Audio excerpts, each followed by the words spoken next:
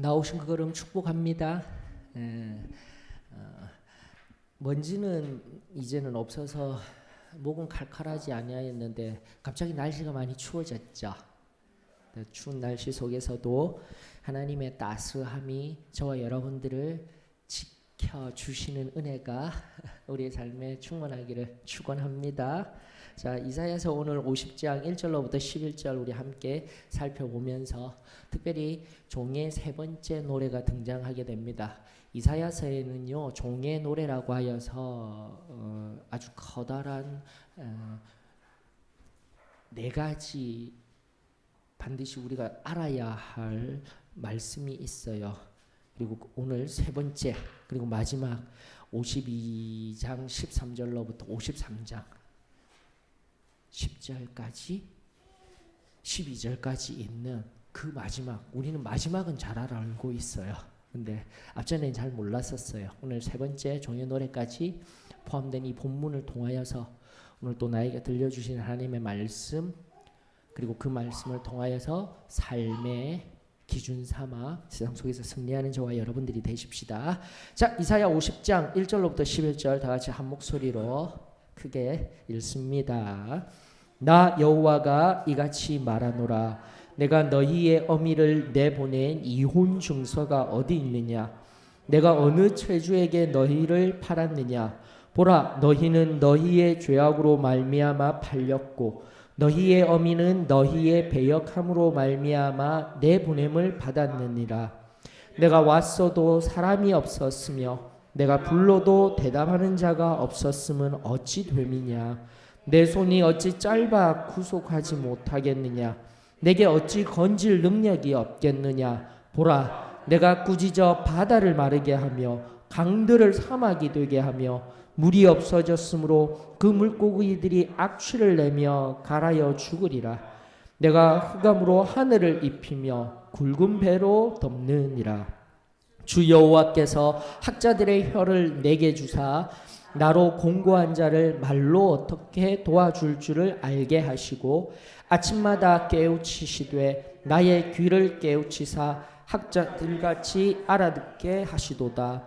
주 여호와께서 나의 귀를 여셨으므로 내가 거역하지도 아니하며 뒤로 물러가지도 아니하며 나를 때리는 자들에게 내 등을 맡기며 나의 수염을 뽑는 자들에게 나의 뺨을 맡기며 모욕과 침뱉음을 당하여도 내 얼굴을 가리지 아니하였느니라.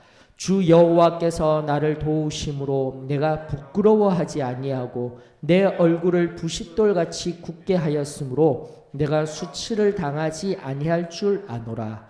나를 의롭다 하시는 이가 가까이 계시니 나와 다툴 자가 누구냐? 나와 함께 설지어다. 나의 대적이 누구냐? 내게 가까이 나올지어다. 보라, 주 여호와께서 나를 도우시리니 나를 정죄할 자 누구냐? 보라, 그들은 다 옥과 같이 헤어지며 좀이 그들을 먹으리라. 너희 중에 여호와를 경외하며 그의 종의 목소리를 청종하는 자가 누구냐? 흑암 중에 행하여 빛이 없는 자라도 여호와의 이름을 의뢰하며 자기 하나님께 의지할지어다. 보라, 불을 피우고 횃불을 둘러띈 자여, 너희가 다 너희의 불꽃 가운데로 걸어가며 너희가 피운 횃불 가운데로 걸어갈지어다. 너희가 내 손에서 얻을 것이 이거리라. 너희가 고통이 있는 곳에 누우리라. 아멘. 혹시 질문이 필요하시거나 또 느끼신 것이 있거나 나는 꼭 이것 이야기하고 싶어요 하시는 것이 있으시면 나눠 주셔요.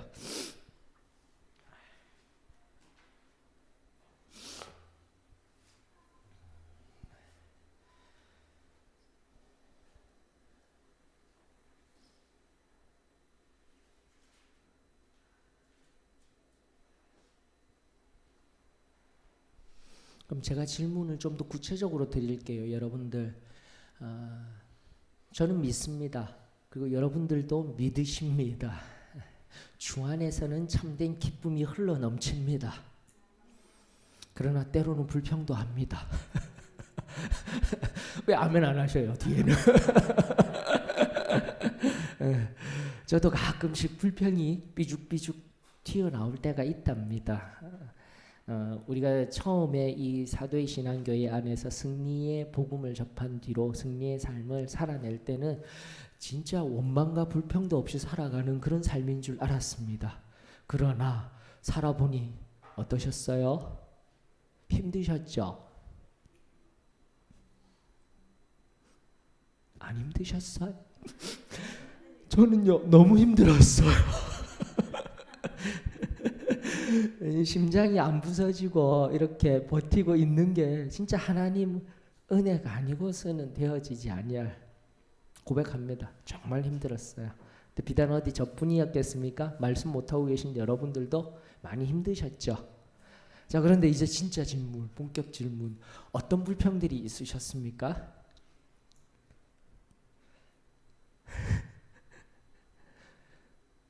그럼 좋아요. 좀 더 바꾸어서 얘기해. 불평이 있으시면 누구에게 불평하셔요?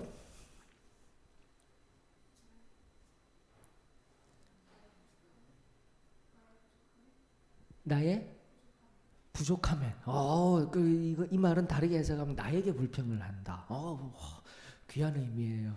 착해요, 그래도. 아멘. 감사합니다. 나 자신에게 불평하며 나의 부족함을 바라보며 하나님 앞에 더 나아가고자 하는 그 귀한 마음 축복합니다. 또 다른 분은요? 하나님한테 불평하고 왜 이런 일이 났냐고. 무서우신 분이시네요. 하나님 앞에 막 이리 와봐. 내려와 보셔요. 좀 얘기 좀 하셔요. 두려워요. 근데 저 같은 경우는 가끔 그래요. 불평을 어디에다 할까요? 내 반쪽에게 많이 해요. 또 진정자매가 많이 받을 때도 있답니다. 그리고 때로는 우리 자녀들도 받을 때가 있고요. 어떠셔요? 나는 절대 그런 일 없어요? 아닐 겁니다. 내 가까운 사람에게도 불평하고 원망을 쏟아내고 하나님이 기뻐하시지 아니한 말들 할 때도 있죠. 맞죠? 이게 우리 연약한 자입니다. 그리고 우리 또 한자매님이 이야기한 것 같이 나 자신에게 불평하며 또 나를 뒤돌아보며 하나님 앞에 세우고자 하는 건데 결국은 이거예요. 세 번째가 중요한 거예요. 세 번째, 하나님 앞에 불평. 하나님 앞에 불평. 이거는 필요하면서도 하면 안 되는 것. 신앙생활 속에서요. 하소연. 좋은 말이에요. 하소연. 하소연 하니까 예전에 몇 년 전에 있었던 우리의 캐치프레이즈가 생각납니다. 좋아요. 하소연. 그렇게 정리하는 것도 한 방법인 것 같아요. 하소연이라는 용어도 좋아요. 하나님 왜 이런 일들이.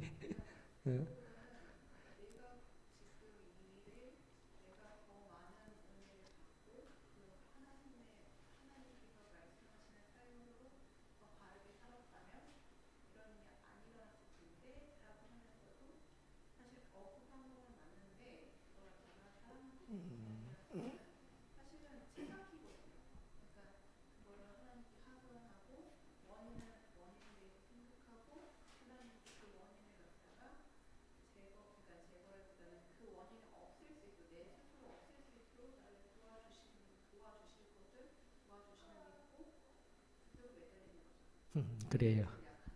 그래서 방금 얘기를 하려고 했던 두 가지 불평이란 용어를 사용했을 때 하나님 앞에 하는 거는 하소연이 되면 좋아요.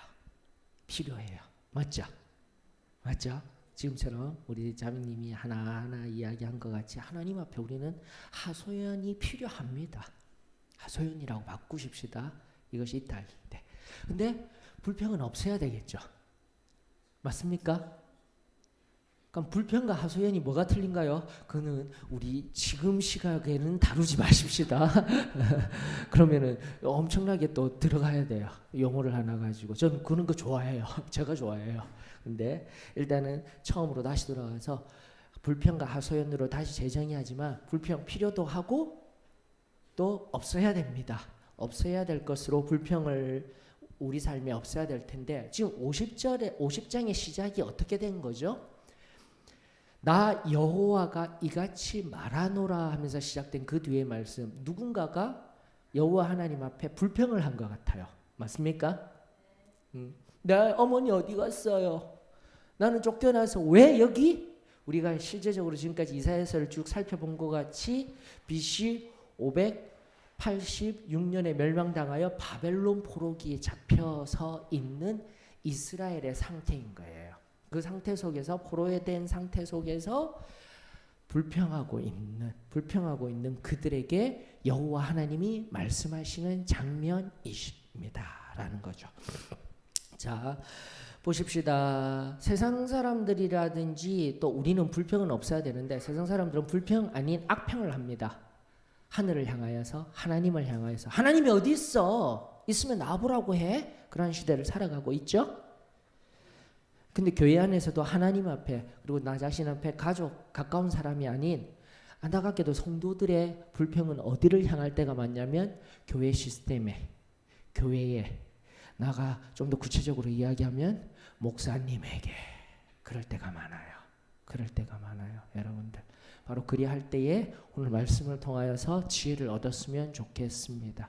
우리 하나님, 그리고 그 하나님에 의하여서 질서, 그리고 그 질서에 의하여서 하나님이 자신의 핏값으로 친히 사신 교회에 불평하는 어리석음이 우리들 가운데 없었으면 참으로 좋겠습니다. 자, 구조적으로 좀 먼저 나누어 보십시다. 1절부터 3절은요. 제가 이사야서를 시작하기 전에 여러분들 이사야서를 눈여겨 보시다가 멈칫해서 잘 나누셔야 한다라고 했습니다.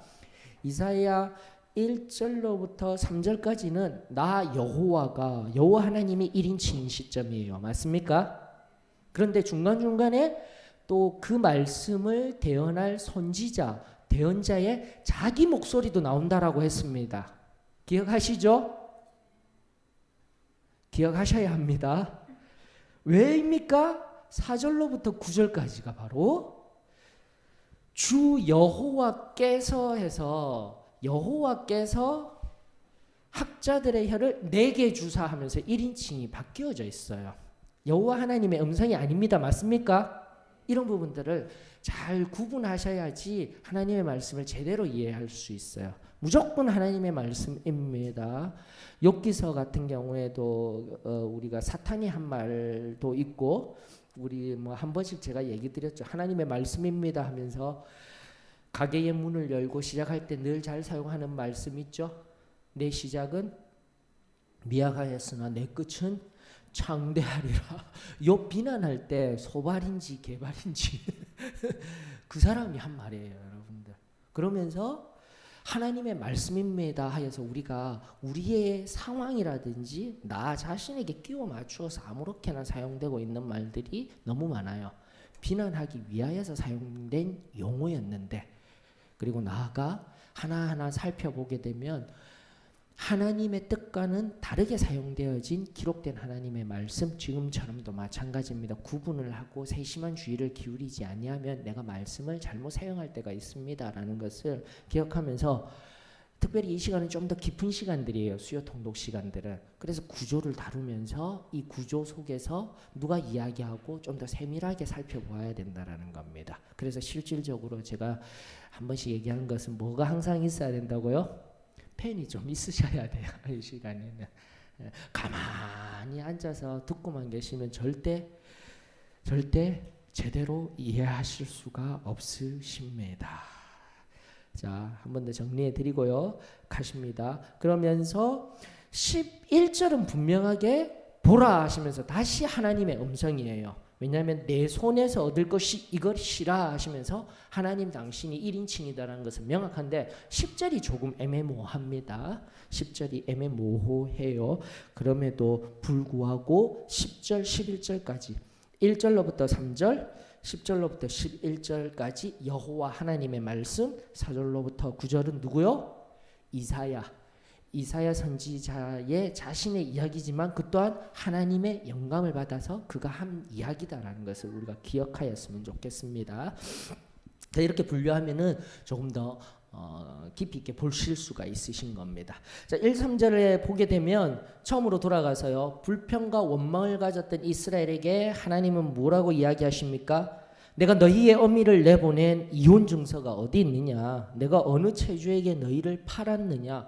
바벨론으로 쫓겨난 자신의 상황을 대비하여서 이야기하고 있는 하나님의 말씀인 것이죠. 자, 그렇다면 여기서 어미는 누구일까요? 어미는 바로 그들을 보호해 주는 역할을 하는, 이미 우리가 지금 쭉 살피면서 지금까지 쭉 하고 있던 또 거슬러 올라가서 자꾸 살펴야 됩니다. 여기서 어미는 결국은 지난주에도 살펴본 것 같이 이스라엘의 남유다의 20대 마지막 왕 이름 뭐죠? 시드기야가 눈이 뽑혀서 나아갔던 바로 왕이 바로 그들을 보호해 주는 역할들을 하였던, 그리고 지금도 우리 저녁에 사무엘 강해하고 있죠. 그러면서 사사기 2장 3절로 기억하고 있습니다. 사사기 2장과 그리고 사사기 마지막 절의 말씀 여러분들 잘 아셔야 돼요. 처음과 마지막에 결론과 같은 그런 말씀 사사기서에, 사사기의 내용은 사사들의 이야기 아닌가요? 아니에요. 뭐죠? 그 시대에 왕이 없으므로 그 백성들이 뭐요? 자기 마음대로 행하였더라. 그게 사사기의 중심 내용이에요, 여러분들. 왕이 없었습니까? 아니죠. 원래 왕은요, 교회 안에서도 정치 얘기를 할 때 특별히 한국적 상황 속에서요, 한국만 벗어나면은 우리 정치 얘기는 두 가지 아니에요. 민주주의, 공산주의라는 용어도 잘못되었죠. 그것은 경제학적인 용어예요. 민주주의와 사회주의라는 용어를 사용해야 됩니다. 이게 바로 한국 안에서의 정치적 상황일 뿐입니다, 여러분들. 이념에 의하여서 부딪히는 상황. 그래서 세상 것을 가지고 교회가 자꾸 민주주의가 옳아, 사회주의는 옳지 않아, 이런 것 자체를 이야기하는 것 자체가 올바른 성경적인 입장은 아니에요. 성경적인 입장은 무엇입니까? 정치체제는 유일합니다. 신본주의. 아멘이십니까?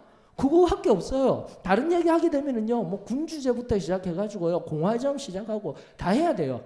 세상에 조금만 우리나라만 벗어나게 되면 진보주의, 보수주의, 뭐 녹색 여러 가지 정치 색깔들이 다 드러나는 거예요, 여러분들.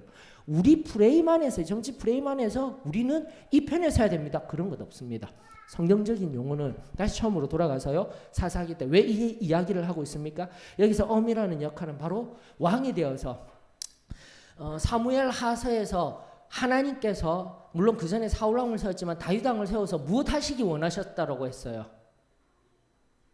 정의와 공의 계속 얘기하잖아요. 다윗 왕을 통하여서 그 백성에게 정의와 공의, 즉 제데크와 미시파트 계속해서 지금 그 이후에 왕의 역사가 시작되어지고 왕의 역사가 마무리되어지는 이 시점에 하나님이 왕 세우시고 이 땅 가운데 하나님이 허락하신, 원래는 신본주의적인 정치제도 그거밖에 없어요, 우리 신앙 안에 있어서는. 그러나 하나님이 허락하셔서 세워주셨던 왕권 내에서는 다른 것 없어요. 정의와 의와 공의를 세우시기를 원하셨던 아버지의 말씀, 그리고 의와 공의는 결국 하나님의 뜻대로 행하며, 여기에서 이제 등장하는 어미, 내가 너희 어미들 이혼 증서에서 쫓아낸 것 아니다. 무엇 때문에요? 원인은 무엇이라고 성경은 말하고 있습니까? 1절 하반절에서 이야기하고 있네요. 다 같이 볼까요? 보라, 시작.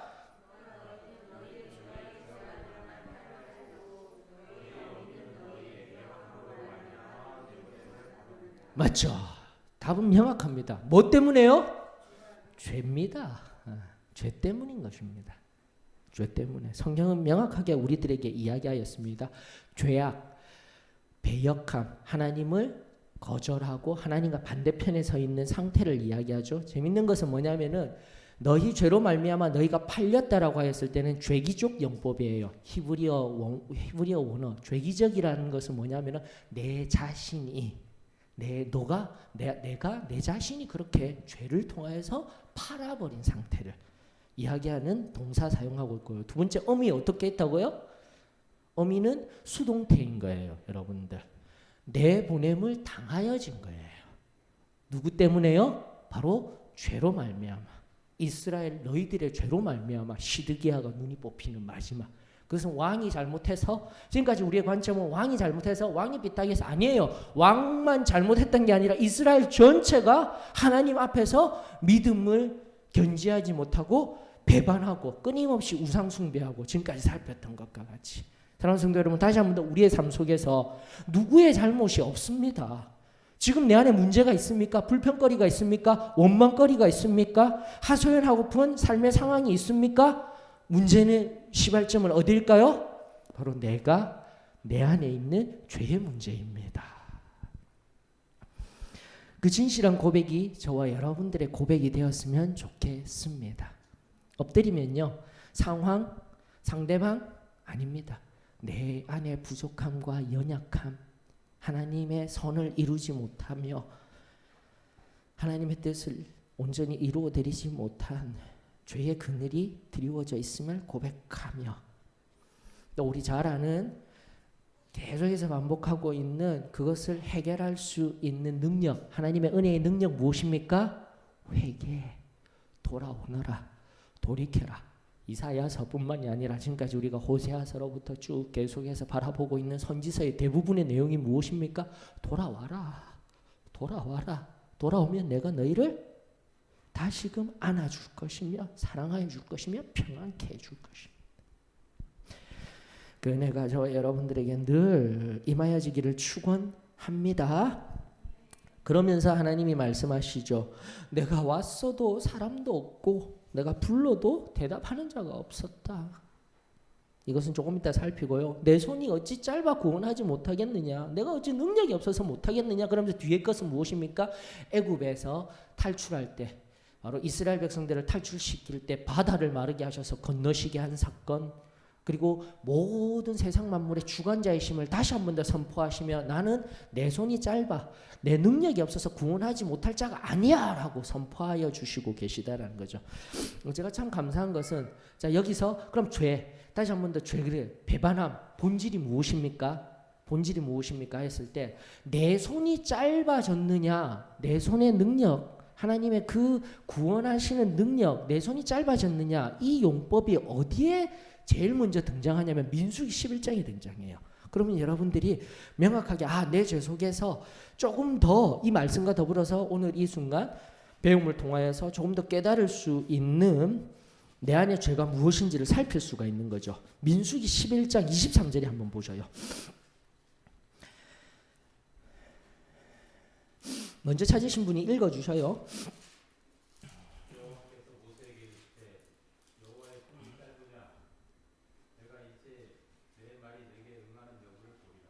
맞죠. 이때가 처음 이 용법이 나옵니다. 내 손이 짧으냐? 누가 하신 말씀이에요?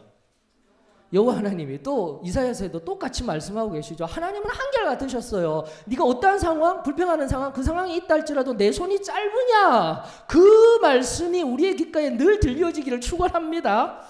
근데 이게 무슨 사건이에요? 바로 고기 먹이가 죽겠다라는 거예요. 근데 모세의 이성적인 생각으로는 이해가 안 되는 거예요. 장정만 60만인데 어떻게 한 달 동안 이 고기를 먹일 수가 있습니까? 소를 몇 마리나 잡아야 되는데, 얼마나 잡아야 되는데, 그런데 하나님이 그 얘기를 하시는 거예요. 우리가 잘 알고 있듯 메추라기를 불러주셔서 하나님께서 먹여주시는 거예요. 다시금 우리의 삶 속에 지금도 우리의 믿음이 후퇴되어져 있지는 아니한지 이 말씀 앞에서 저와 여러분들에게 믿음으로 강건하게 서는 귀한 말씀의 통로가 되어지기를 주의 이름으로 축원합니다. 네, 그러면서 이 말씀 속에서요, 여러분들 11장 속에서 무엇이 문제였습니까? 우리 안에 지금 숨어진 죄의 본질이 무엇일까요? 11장 4절에 보니까 그들 중에 섞여 사는 다른 인종들이 무엇을 품었다고요? 탐욕이 나오네요. 탐욕. 그러면서 계속해서 여러분들, 만나라는 것은요 은혜의 상징입니다. 무슨 말이냐면은 그 60만, 장정만 60만이고 민족적으로는 250만에서 350만이나 되는 그 많은 사람들이 광야 한복판에서 만나를 통해서 매일마다 음식을 만들어 먹을 수 있는 게 그게 기적이잖아요. 그 기적을 보면서도 이들은 뭐라고요? 불평하고 있는 거예요. 자, 탐욕이 나왔네요. 탐욕. 근데 제가 계속해서 몇 번씩 강조하고 있습니다. 세계 중세사에 보게 되면 7대 대제약에서 나왔다라고 하고 있어요. 그리고 그 본질은 뭐라고요? 원죄의 본질이라고요. 자범죄들이 아니라 바로 그로 인해서 하나씩 자꾸 문제가 생긴다고 했죠. 그래서 그 원래 그 가톨릭에서 말한 7가지 대죄는 원래 뭐죠? 그럼 이것부터 먼저 하고 가십시다. 뭐죠? 제일 처음에 올라오는 게 바로 교만이라니까요, 여러분들. 내가 하나님을 알고, 이게 가장 중요해요. 하나님을 알고 나서 내 원죄 안에서 시작도 원죄가 해결되어질 때 하나님 없이 살아서 내 마음대로 살았던 그 시작점도 교만이에요. 창세기 3장으로 들어가도 교만부터 시작되었던 거예요. 내가 하나님같이 되고자 하는 마음, 너무 간단해요. 지금도 마찬가지입니다. 내가 신앙생활 그리고 내가 조금 안다고 교만한 마음이 들어오게 되면 이때부터 점점 더 허물어져 가는 거 아셔야 되는 거예요. 교만 다음에 뭐라고 했습니까? 허영, 허세라고 했지 않습니까? 하나하나 허영, 허세가 등장하게 되는 거예요. 알지도 못하면서 가진 것도 없으면서 아무것도 없는데 교만한 마음이 들어오면서 허영과 허세가 침투해요. 그 다음 뭐예요? 이게 나로부터 되는데 나보다 잘난 사람이 보여요? 의로운 사람이 보여요? 시기 질투가 나오는 겁니다. 시기 질투하다가 마음대로 안 되면 뭐가 나는 거예요? 분이 생긴다고 했지 않습니까? 분, 화. 주체할 수 없이 화가 나게 되고요. 그 다음 뭐예요? 그런데요, 은혜 앞에 서 있는 사람은요, 절대 비교해서 그 은혜와 싸워서 이길 수가 없어요. 절대적인 거예요. 정말 하나님 앞에 선 사람은요, 하나님 앞에 서 있지 상대적이지 않아요, 여러분들. 그렇기 때문에 그 다음 뭐가 들러올까요? 도리어 자기가 그냥 튕겨져 나가서 나태함이 들어오는 거예요. 신앙의 나태함. 나태가 들어오고요. 여기 탐욕이 마지막이라고 했습니다. 그러면서 그냥 신앙생활 대충 하며 살아갑니다. 열심도 다 사라져가요. 이유는 간단합니다. 여기까지 뭐죠? 비교하는 것. 지난주 저녁 강의 때 저녁에 말씀드렸죠? 책 소개시켜드렸습니다. 하마터면 열심히 살 뻔했다. 그 책 속에 인생의 100% 실패하는 비결 뭐라고요? 다른 사람과 비교하면 됩니다. 알았죠? 그럼 100% 실패합니다. 그리고 성공하는 비결은요? 말씀 앞에서 나를 비교하면 되는 거예요. 하나님 말씀 앞에서. 나태 다음에 뭐가 올까요? 음란이라고 했습니다. 음란. 다른 말로 색욕. 이게 좀 더 좋은 의미, 좀 더 명확한 의미인 것 같아요. 색욕. 그래서 죄가 관영할수록 이 부분이 소돔과 고모라 창세기 19장부터 18장 19장이죠. 19장의 그 소돔과 고모라 사건이 일어날 때도 보면은 이 부분이 음란함, 성적인 문란함들이 세상에 반드시 일어나게 되어 있습니다. 개인에게도 마찬가지고요. 굉장히 중요합니다. 특별히 나이가 들어가면서 자꾸 젊은 사람들 헐깃헐깃 하는 거, 이거 남자들은 정말 조심해야 합니다. 자기의 눈을 살펴야 돼요. 자신의 마음을 살펴야 돼요. 그럴 때는 창세기 39장 활용하십시오. 요셉과 같이요. 무조건 도망가야 돼요. 무조건요. 이거는 답이 없어요. 내가 지혜롭게 만나서 얘기도 해보고 할 게 아니요. 무조건 어떻게 해요? 그래요. 막 잡더라고요. 잡혀서 막 들키잖아요. 근데 결국은 하나님이 일하셔요. 그렇지만 너무 간단해요. 말씀대로만 가면 됩니다. 너무 간단해요. 그래 이래야 말씀 앞에 서야 되는 겁니다. 이 문제는 다른 거 없어요. 자꾸 괜찮아, 안 괜찮아요. 절대 안 괜찮아요. 자기 자신을 믿지 마세요. 색욕, 그다음 뭐죠? 탐욕, 물질에 의한 탐욕. 이겁니다, 여러분들. 이건 제가 하나하나 다시 만들었어요. 다시. 그러나 이 7대 대제약 중에 뭐가 들어가 있냐면 중세 시대는요, 탐식이 있어요. 그때는 먹는 게 최고니까 탐식, 먹는 거 있는데 여기에 허영 허세가 하나 더 대치된 겁니다. 그렇게 하시면 되는 겁니다. 나중에 중세 이후에 개신교적인 게 개신교적이다라고 생각하시면은 도움이 되실 겁니다. 즉 세교 여기 이 영역에 보면은 식탐이 있어요. 탐식이 있어요. 탐식 빼버리고 뭐가 들어왔다고요? 허영, 허세. 교만하게 되면은 오늘날 같은 사회 속에서도 내가 막 목이 굳어지고 허세가 보이는 것. 너무 명백하게 보이죠. 자, 이 7가지 반드시 기억하셔서 순차적으로도 교만이라는 그 딱 원죄의 씨앗이 딱 떨어뜨리게 되면 반드시 이 과정을 거칩니다. 문제가 막 생겨요. 항상. 기억하셔서 여기 이 민수기 11장에서도 시작했죠. 하나님이 내 손이 짧아 했을 때 바로 이 섞여 사는 다른 사람들 본 지파가 아닙니다. 250만, 350만 어떻게 그렇게 많을 수가 있어요. 창세기에 보면은 430여 년 전에 정확하게 가십시다. 400년 전이든 430년이든 그 애굽 출애굽할 당시에 아무리 30년씩 40년씩 해도 10대밖에 안 되는데 그 앞에 창세기에 보게 되면은 야곱 가족 70명 겨우 들어갔는데 어떻게 10대 만에 12대 만에 350만 200만이나 되는 그런 많은 사람들이 나와요. 자꾸 이성적으로 합리적으로 이야기하는데 뭐예요? 거기에서 그들뿐만이 아니라 또 누구도요. 중도한 잡족들도 나왔다라고 성경 말하고 있잖아요. 성경으로 자꾸 해석해야 돼요. 성경으로. 아멘이십니까? 그래서 자꾸 성경을 제대로 보고 활용을 하셔야 됩니다. 저기 출애굽기 12장 13장입니까? 거기에 보게 되면 중다한 잡족과 함께 나왔다라는 거 명확하게 이야기하고 있습니다. 그래서 말씀 속에서 다시금 시작하는 거 탐욕 여기까지 온 거예요. 지금 이 사람들 속에서는 여기까지 왔다라는 의미도 있지만 결국은 내 안에 더 가지고자 하게 되면은 허세도 보이죠. 만나 먹고 있는데도 불구하고 우리 그때 있을 때 노예와 종된 삶을 살았으면서도 뭐 하고 있어요? 온갖 좋은 것들 다 먹고 있었는데 이러고 있잖아요. 아유 참 여기까지. 그러면서 다시 원망과 불평, 탐욕, 거짓, 허세 본문으로 다시 돌아가서요. 이 모든 죄악들로 인하여서 문제가 생겼다라는 거. 오늘 나 자신을 들여다봐야 합니다. 내 자신 속에 교만함부터 시작된 허세, 허영이 없는지, 특별히 지적인 교만함은 없는지, 지적인 허세들은 없는지, 하나님 말씀, 감히 하나님 말씀 앞에서 내가 다 안다 할 수 없어요.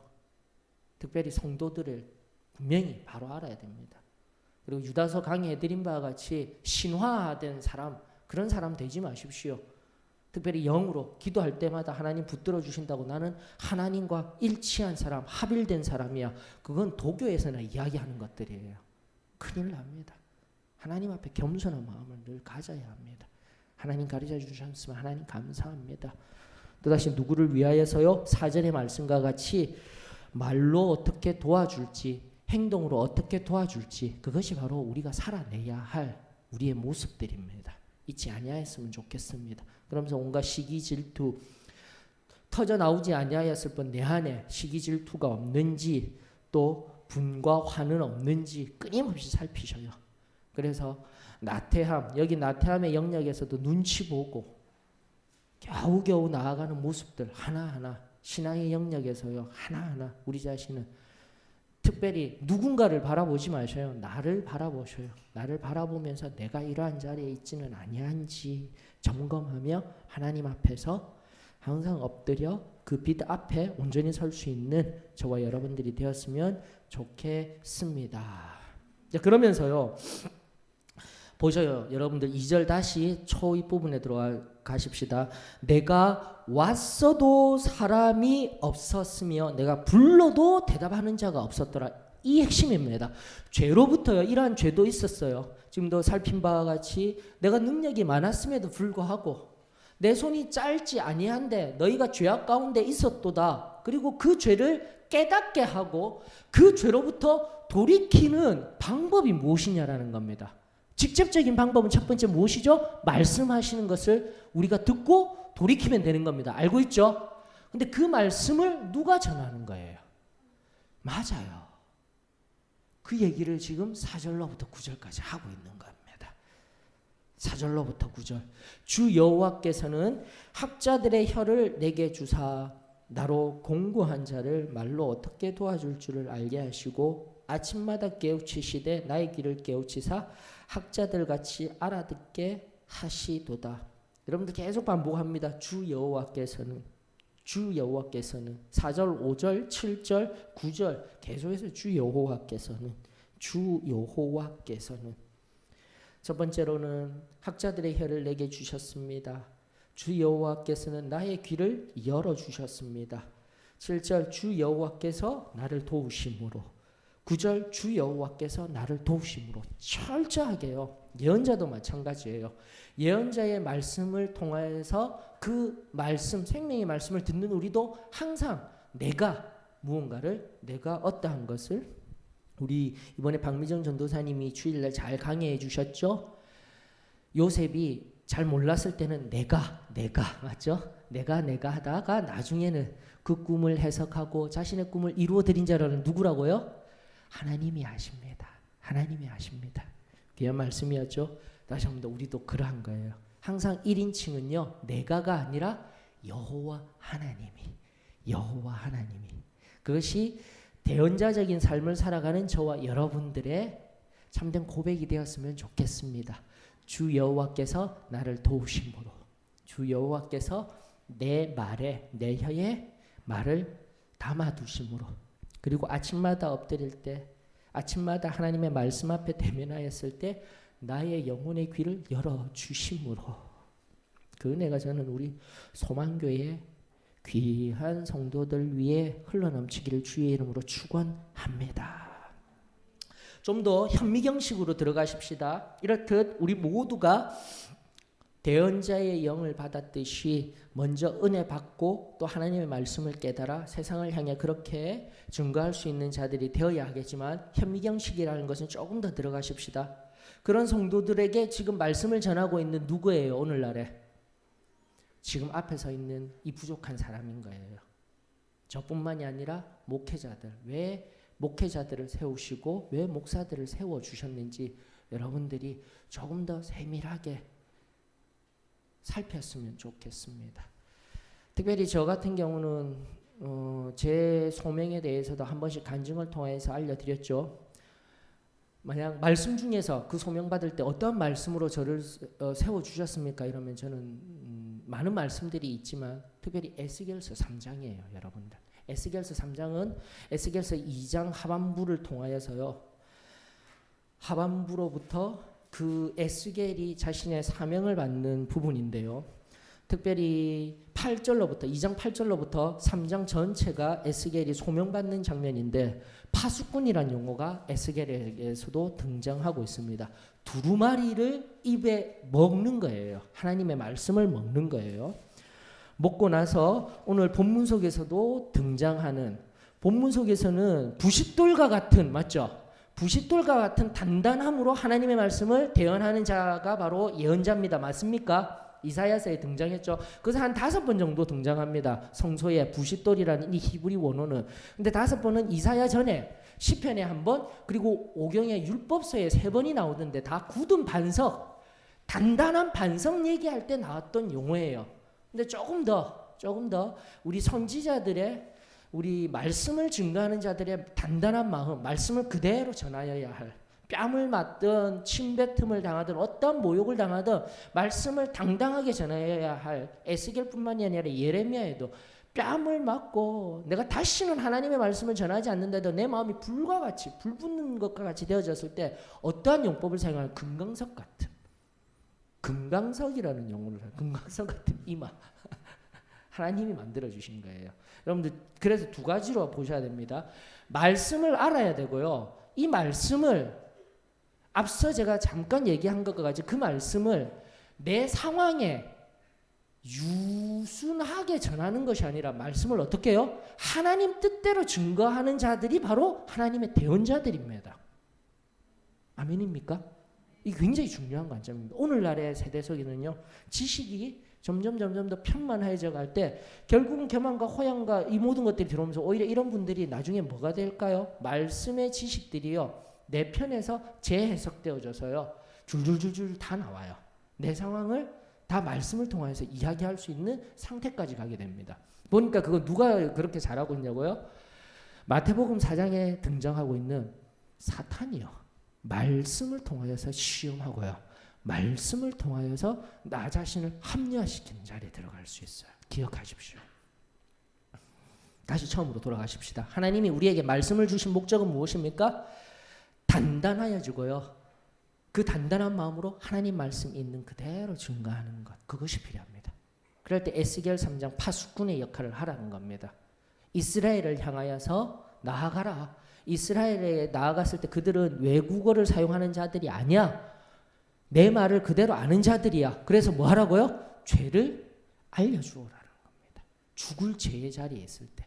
그토록 앞선 우리 사도의 신앙교회 목회자분들이 이 말씀들 이야기하였죠. 그대로 말씀을 증거하는 것들. 이유가 바로 여기에 있는 겁니다. 저도 마찬가지예요, 여러분들. 좀 더 디테일하게 들어갔을 때 하나님의 말씀을 대언하는 자로서 하나님 앞에 서게 되었을 때 두렵고 떨리는 마음으로 그저 하나님 말씀 가지고요 그냥 이야기하고 그냥 가르치고 하는 것이 결코 아닙니다. 나 자신에게 먼저 적용하고 나 자신을 깨끗이 살피면서 오늘날의 시대의 윤리성 그리고 영적으로 더욱 순결한 자들이 되어져야 하나님의 말씀이 들리우고 사랑하는 성도들에게, 성도도 거룩한 성도들 아닙니까? 구별된 그 성도들에게 진정한 하나님의 말씀을 전할 수가 있는 거예요. 가르침만 하는 것이 아니라 삶으로도 나타내어야 할 사람. 이것이 바로 파수꾼의 사명을 받은 에스겔, 나가 오늘 본문에서 이야기하고 있는 하나님께서 어떻게 해요? 꼭 3장을 집에 가서 눈으로 보십시오. 2장 8절로부터 3장 끝까지 보시면서 진정한 하나님의 말씀을 맡은 자들, 특별히 목회자, 나아가 설교자뿐만이 아니라 성경을 가르치고자 하는 사람들, 인도하는 사람들에게도 적용할 수 있어야 합니다. 두렵고 떨리는 말씀으로 하나님 말씀대로 전하지 아니하게 되면 그 말씀이 어떻게 된다고요? 자기 자신에게 죽임을 당할 말씀과 같이 여겨지는 마음으로 서야 되는 것 기억하였으면 좋겠습니다. 그게 바로 부싯돌과 같이 오늘 본문 속에 등장하고 있는 부싯돌과 같이 나의 마음이 7절에 등장합니다. 7절에 나를 도우시사 내 얼굴을 부싯돌같이 굳게 하였으므로 내가 어떠한 수치를 당한다 할지라도 당하지 아니하는 자리에 들어간다라는 겁니다. 여러분들 그만큼 중요해요. 그냥 유순하게 아무런 준비 없이 나의 이런 영적인 상태 속에서도 하나님 말씀 전한다고 하고 있다가는 나중에 결국은 수치를 당하게 돼요. 자신의 부족도 드러나게 되고요. 그만큼 중요한 겁니다. 이 부분들이.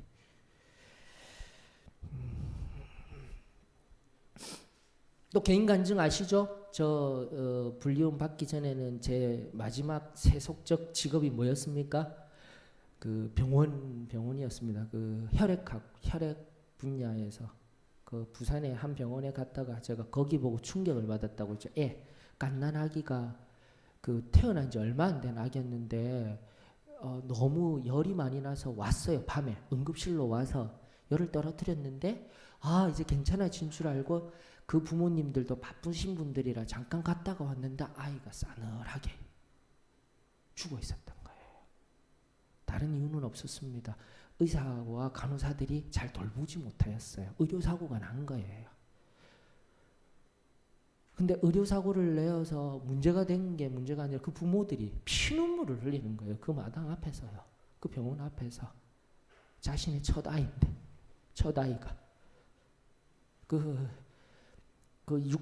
아이를 잘못, 그래서 제가 거기에서 깊은 깨달음이 있었어요. 그때는 이제 하나님 말씀 공부도 하면서 전도사로서의 또 회사 생활도 하고 있었던 때였기 때문에 아니 육체를 살리는 의사도 눈이 뻘개가 공부하고 있는데 도대체 영을 살리고자 하는 목사가 될 사람들, 하나님의 말씀을 준비할 사람들 그렇게까지 안 하고 어떻게 살 수 있을까? 하나님 명확하게 알려주셨어요. 제 고백입니다. 그냥 쉽게 온 것이 아니라 제가 할 수 있는 한 치열하게 하나님이 주신 그 삶의 자리에서 또 에스겔서 3장과 함께 그리고 지금의 말씀들과 함께 하나님의 말씀을 전하자. 그냥 학자의 혀, 기 간단하게 얘기하죠. 나중에 저기 에스라서에서도 보게 되면은 나에게 학자의 혀를 주시옵시고 학자의 귀를 주시옵시고 그런 고백들이 다 동일한 거예요, 여러분들. 학자는 철저하게 공부하는 사람이 되어져야 합니다. 철저하게 하나님 말씀 앞에 무릎 꿇고 씨름하고 붙들어야 되는 사람이 되어야 하는 거예요. 그런 단단함들을 하나님께서 주시고 또 그 에스겔서가 정말 귀한 것은 영까지 성령으로 영으로서 그 자신을 붙들려서 옮기시면서 하나님이 말씀을 하라 할 때 말하게 하시고 입을 닫아버리시고 하나님에 의하여서 말씀하게 하시는 모습들까지 에스겔 3장에 녹아 있습니다. 꼭 한번 살펴보셔서 나의 입을 만지셔서 일하시는 여호와 하나님을 바라보았으면 좋겠습니다. 자, 10절 보셔요. 넘어갈게요. 뭐 하고 싶은 말들은 많이 있지만 그래도 시간이 많이 지났으니까 10절 보십시다. 너희 중에 여호와를 경외하며 그의 종의 목소리를 청종하는 자가 누구냐? 들어야 한다라는 것입니다. 하나님은 다시 한 번 더요. 앞선 2절의 말씀과 같이 내가 왔다. 그리고 불렀다. 하나님 자신이 그렇게 하는 것이 아니라 말씀의 대언자를 통하여서 지금도 끊임없이 말씀하고 계시고 부르고 계시다라는 것을 우리 성도들이 명확하게 인지하여야 합니다. 나아가 세상도 알아야 합니다. 저와 여러분들을 통하여서요. 흑암 중에 행하여 빛이 없는 자라도 여호와의 이름을 의뢰하며 자기 하나님께 의지할지어다. 아멘. 여기서 의뢰하다라고 사용된 용어가 바로 그 보편적인 믿는다라는 의미인 거예요. 여호와 하나님의 그 이름 나와 늘 함께 하시겠다. 계속해서 여호와의 그 이름, 여호와라는 그 뜻 속에서는 예수 그리스도 그 이름 그대로 신약, 구약과 신약을 넘어서 구세주의 의미 그리고 지금도 나와 함께 하심이 왕으로서 그리고 나의 주인으로서 주재권적인 구원까지 포함하여서 구속주로 끝나는 것이 아니라 지금도 내 삶을 인도하여 주시는 그 하나님, 그 여호와 하나님을 믿고 또 그 하나님을 의지하며 나아가는 자들이 되게 하는 통로 저와 여러분들이 되었으면 좋겠습니다. 다시 한번 더 그의 종의 목소리를 청종하는 자가 되어져야 합니다. 그러면서요 대비를 합니다. 대조라기보다는 결코 그 앞서 나왔던 이 빛이 없는 자리에라도 말씀의 빛이 비추어지면서 그가 여호와 하나님을 믿게 될 것이고 알게 될 것이라고 했는데 11절이 무엇입니까? 하나님께서 말하고 있는 거예요. 자기 횃불, 지금까지 상고한 자기가 죄로 인하여서 자기가 우상이 되어져서 자기가 불을 지피우고 횃불을 둘러 핀 자는 어떻게 된다고요? 그 불로 자기 자신을 고통 가운데 거하게 할 것입니다. 얼마나 귀한 말씀입니까? 내가 지금 고통당하고 있고 불평할 상황 바로 나의 죄 때문입니다. 이거 고백하셔야 됩니다. 제가 기억이 안 나서 아까 우리 민진이한테 물었는데 또 최근에 한 번 더 원래는 언제 봤는지 제가 쭉 살펴보니까 2013년 5월달에 나왔던 애니메이션이 있더라고요. 그 2014년이면 제가 미국 들어갔다가 2월달에 와가지고 그래서 내가 내 기억에 있구나. 너무 재밌게 봤었어요. 가족들이랑 제일 처음 가서 영화관에 가서 본 게 뭐냐면은 크루즈 패밀리. 혹시 아십니까? 추천. 기분이 언짢을 때, 기분이 다운되었을 때 그거 한번 보세요. 유쾌해집니다. 애니메이션. 마지막 장면에서 제가 미리 스포하면 안 돼요. 꼭 한번 보셔요. 기분이 다운되었을 때 크루즈 패밀리 꼭 보셔요. 제가 정말 유쾌해지더라고요. 그것은. 근데 거기에 보게 되면은 내용 중에 불 있죠. 동굴 속에만 살던 그 크루즈 패밀리 그 아버지가 불티 이거 어디서 났어 하면서 불 얼마나 만들기 힘듭니까? 근데 그 불티가 꼬리에 막 잡히면서 막 아무렇게 못하니까 어떻게 돼요? 여기저기 막 다니면서 불이 관리를 하면 나를 따뜻하게 하고 다른 동물들이 침범을 못하는 불이 될 수 있는데 관리가 안 되어지게 되면요 여기저기 불 내고 마음대로 되는 거예요. 이게 여러분들 죄입니다. 죄. 다시 한번 하나님의 말씀 기억하십시다. 가인과 아벨에서 우리 이미 다 알고 있어요. 말씀을 안다 하는데 하나님의 말씀 죄와 함께 그리고 내 삶에서 늘 적용이 되어져야 돼요. 가인이 아벨의 제사만 받고 자신의 제사를 안 받을 때 하나님이 뭐라 하셨어요? 죄가 내 마음의 문 앞에 엎드리고 있으니 어떡하라고요? 그 죄를 관리하라 하셨잖아요, 여러분들. 제가 지금 풀어서 설명해 드리고 있는 겁니다. 지금도 끊임없이 나는 하나님의 자녀입니다고 하여서 죄 앞에서 죄에 묻은 삶을 살아가고 있는 시대라고 하였습니다. 하나님의 은혜, 주권적인 하나님의 역사, 우리 한국 교회에 장로교회가 너무 많아서 생겨진 개신교회의 문제점, 다 그런 건 아니에요. 제가 누차 얘기하지만 비교하기 위해서 얘기하고 있지만 그러다 보니 죄에 대한 민감성이 다 떨어져 있어요. 그리고 그 죄의 불티가 지금 우리의 삶 곳곳에서 우리 자신을 고통스럽게 하고 있습니다. 이거 하나님이 이사야서 50장 11절 말씀을 통해 우리들에게 명백하게 알려주고 있습니다. 처음으로 돌아가십시다.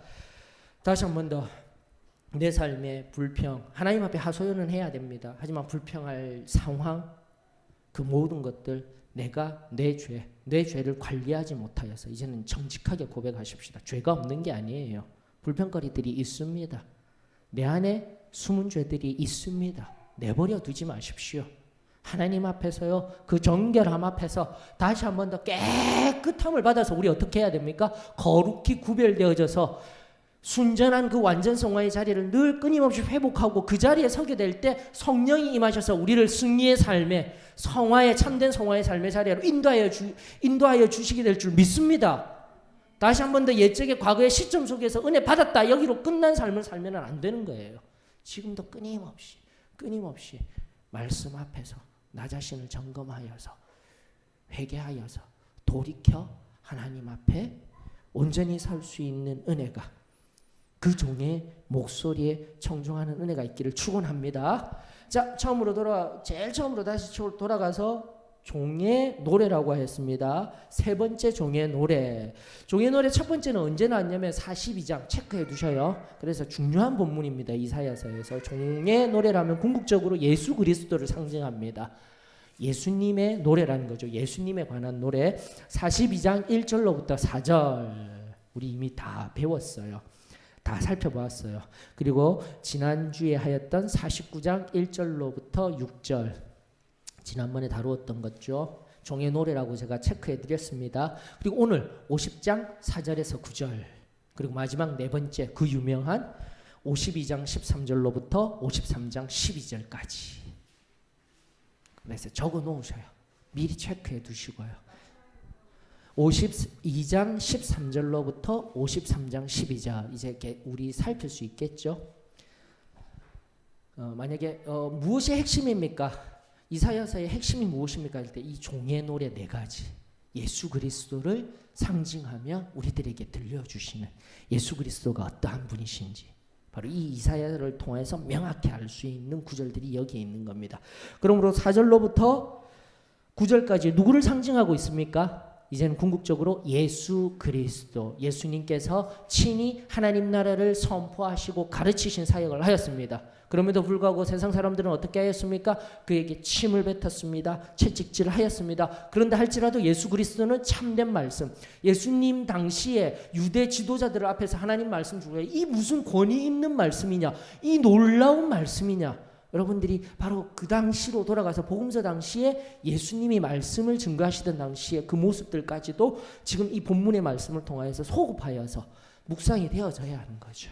그리고 우리들에게도 적용해야 되는 것들이고요. 그래서 이제 마지막 최종적으로 결론적으로 가십시다.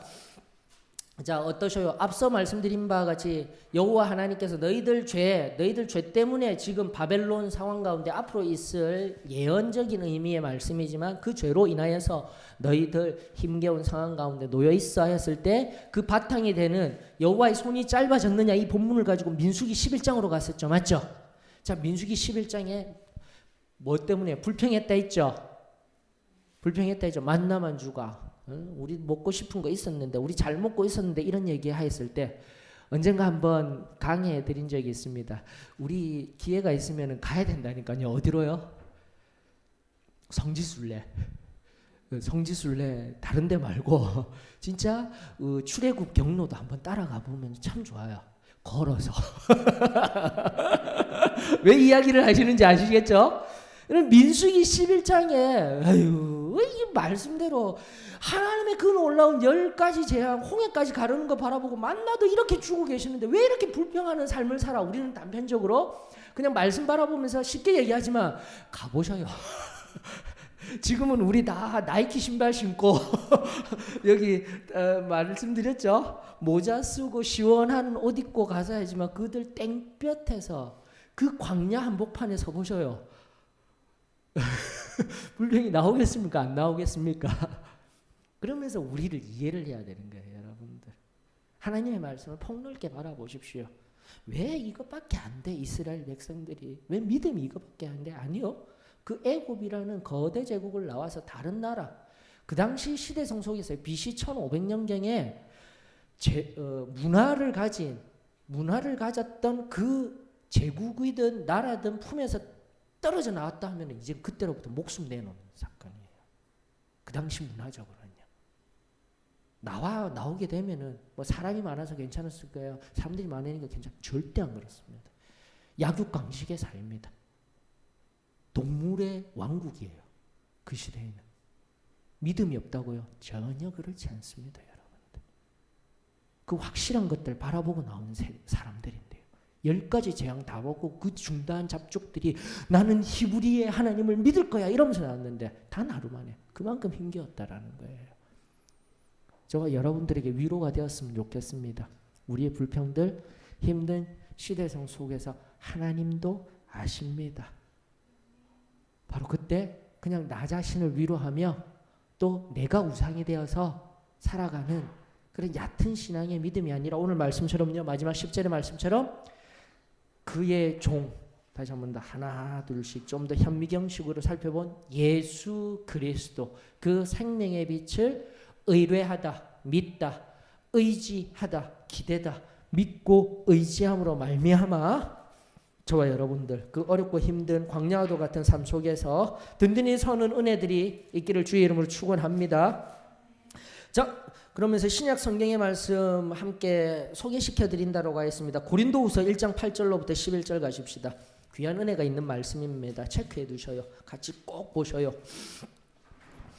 자, 이사야 50장 1절로부터 11절 말씀과 함께 구약만 보아서는 안 되고 구약과 신약 이사야서가 성경을 전체를 이야기를 하고 있어요. 지금 그래서 제가 이 방법론을 사용하고 있습니다.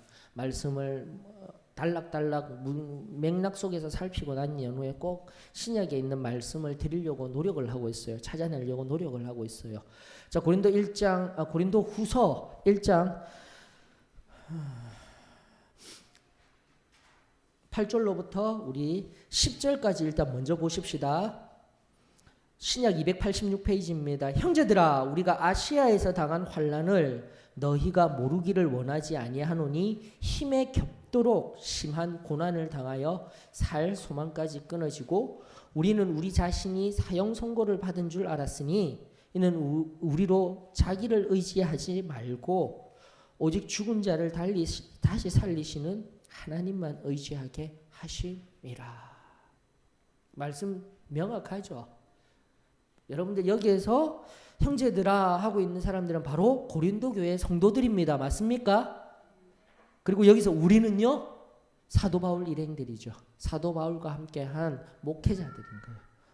지금으로 치게 되면 아시아에서 당한 환난, 목회자들도 엄청 힘듭니다. 특별히 영적인 싸움이 치열합니다. 그리고 사도 바울 70번에 9번씩 매 맞고 이런 데 맞은 한 대 감한매를 몇 번씩 맞았다라고 고백하고 있죠. 그러다 어떤 때는 돌에 맞아서 죽었는데 다시 일어나서 하나님 말씀 증거하러 사는 그 삶. 근데 그것은 자기를 의지하지 않고 누구를요? 나를 다시 살리시는 하나님, 그분만을 의지하며 나아갔다라는 거죠. 그가 10절입니다. 그가 이같이 큰 사망에서 우리를 건지셨고 또 건지실 것이며 이후에도 건지시기를 그에게 바라노라. 과거, 현재, 미래형적인 구원을 우리들에게 명확하게 이야기하고 계시는 놀라운 말씀입니다. 꼭 체크해 두셔서 보셔요. 오늘날의 말씀과 함께 예수 그리스도를 통해서 우리가 받은 구원, 과거의 체험적인 신앙으로 끝나면 안 됩니다. 지금도 하나님 말씀에 의거하여서 성령으로 충만한 현재적인 신앙을 가져야 됩니다. 그리고 뭐요? 궁극적인 구원을 이루기 위한, 구원의 완성을 이루기 위한 소망의 신앙으로 살아가야 합니다. 그리고 좀 더 구체적인 말씀이 나오네요. 11절입니다. 그래서 11절을 보자라고 한 겁니다. 너희도 우리를 위하여 간구함으로 도우라. 이는 우리가 많은 사람의 기도로 얻은 은사로 말미암아 많은 사람이 우리를 위하여 감사하게 하려 함이라. 구약 안에서는 여호와 하나님이 도우십니다. 여호와 하나님으로 말미암아입니다. 신약을 넘어서 교회가 탄생하게 되어지게 되면요. 11절이에요. 기도하고 나도 중보하고 성도들의 중보로 말미암아 이들이 어떻게 해요? 그 은사들을 더욱더 받아 누리며 세상에 나아가 예수 그리스도를 증거하며 더 크고 놀라운 일을 할 수 있습니다. 이 얼마나 놀라운 말씀입니까? 공동체성이 회복되어져야 돼요. 내 개인의 신앙 얘기만 하게 되면요, 오늘 본문 속에도 등장합니다. 자기 하나님을 의뢰하라. 자기 하나님. 제가 놀라서 이 본문을 다 찾아봤어요. 근데 정말이에요. 자기. 정말 개인적인 하나님을 섬기도록 의뢰하도록 말하라고 되어 있어. 베엘로하오이라는 용어인데요. 히브리 원어로 되어져 있는데 자기 하나님 맞아요. 자기 각자의 개인적인 하나님을 의뢰하라. 근데 거기까지 구약이죠. 근데 신약을 넘어서는 이제 뭐요? 그 하나님이 역사하시는 방법은 서로 기도하고 서로 세워주고 진정한 교회가 되어지고 공동체를 이루어서 함께 하는 온전한 하나님의 예수 그리스도가 머리 대신 하나님의 몸을 이루어 나아갈 때 능력이 나타나게 되어질 줄 믿습니다. 그래서 구약만 바라보면 안 돼요. 신약과 함께 끊임없이 성경을 전체적으로 바라보며 진리를 확고히 알 수 있는 은혜가 저와 여러분들에게 임하여지기를 축원합니다. 또다시 시간이 많이 지나갔습니다. 여기까지만 할게요. 이사야서 50장 1절로부터 11절, 그리고 고린도후서 1장 8절로부터 11절 한 번 더, 그리고 참고하기를 에스겔서 2장 8절로부터 에스겔 마지막 3장까지 꼭 다시 한 번 더 점검하고 보시면서 나의 사명을, 하나님의 부르심을 새롭게 하며 두렵고 떨림으로 하나님 말씀을 저는 열심히 증거하고 제 사명을 감당하지만 저를 포함한 우리 성도들은 삶으로 예수 그리스도를 증거하며 세상의 빛을 나타낼 수 있는 저와 여러분들이 되어지기를 주의 이름으로 축원합니다. 아멘.